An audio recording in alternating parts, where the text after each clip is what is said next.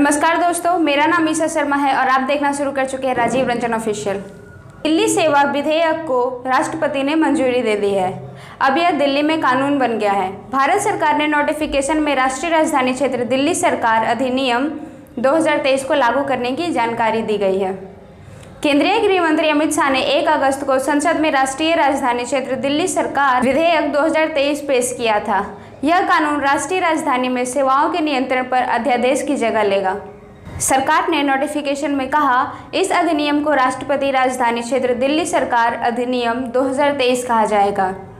इसे 19 मई 2023 से लागू माना जाएगा।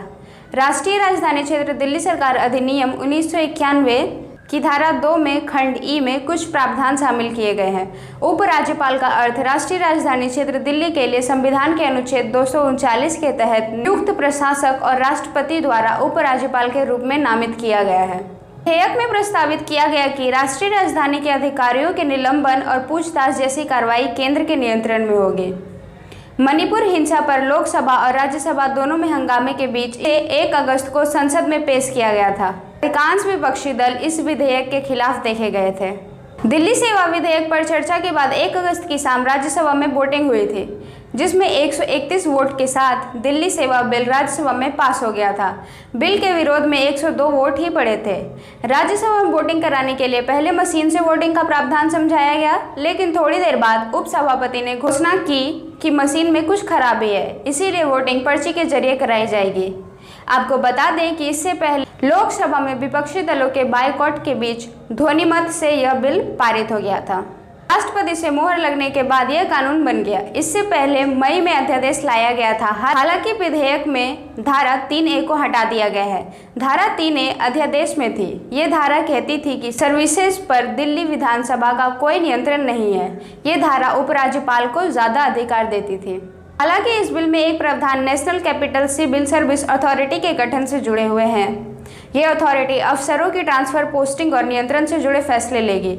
बता दें कि इस अथॉरिटी के चेयरमैन मुख्यमंत्री होंगे। उनके अलावा इसमें मुख्य सचिव और प्रमुख सचिव भी होंगे।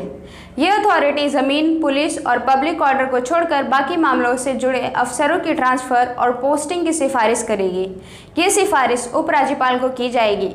इतना ही नहीं, अगर किसी अफसर के खिलाफ कोई अनुशासनात्मक कार्रवाई की जानी है तो उसकी सिफारिश भी ये अथॉरिटी ही करेगी। अथॉरिटी की सिफारिश पर आखिरी फैसला उपराज्यपाल का होगा। अगर कोई मतभेद होता है तो आखिरी फैसला उपराज्यपाल का ही माना जाएगा। केंद्रीय गृह मंत्री अमित शाह ने राज्यसभा में बताया था कि वह सबूत देंगे कि यह विधेयक किसी भी एंगल से सुप्रीम कोर्ट के आदेश का उल्लंघन नहीं करता है। यह विधेयक दिल्ली पर मौजूद केंद्र सरकार के अध्यादेश को बदलने का प्रयास है। शाह ने कहा है कि यह बिल किसी पीएम को बचाने के लिए नहीं है। अमित शाह ने हंगामे के बीच कहा कि कांग्रेस को लोकतंत्र पर बोलने का हक नहीं है। आम आदमी पार्टी की गोद में बैठी कांग्रेस यह बिल पहले लेकर आई थी। इस देश के पूर्व पीएम की सदस्यता बचाने के लिए यह बिल नहीं लाए।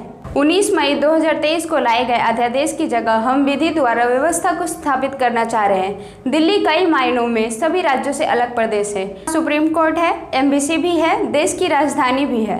बार बार दुनिया भर के राष्ट्रपति अध्यक्ष यहाँ पर चर्चा करने के लिए आते हैं। इसीलिए दिल्ली को यूनियन टेरिटरी बनाया गया है। यहाँ की सरकार को सीमित अधिकार दिए गए हैं। दोस्तों, इस टॉपिक पे इतना ही। आगे ही इसी तरह की अपडेट्स के लिए हमारे चैनल के साथ बने रहें।